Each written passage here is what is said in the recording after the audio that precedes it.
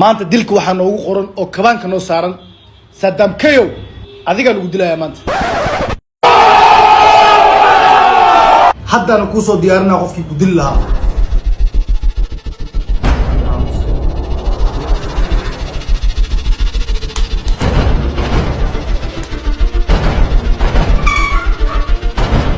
noloshaada waxay ku egtahay ninkii ku dil lahaa intuu musqusha soo baxay bas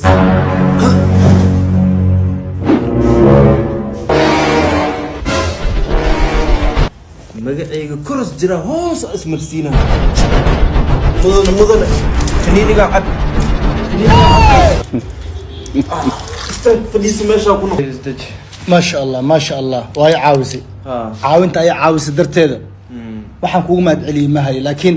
liiska day kor ma ka soo bilaabay dilka ay ku qornayno koob ana ahay markaan hoosta ka bilaabay liiska kor la wadaa kor aan ku qornaayo hoosna waxa isku soo qorin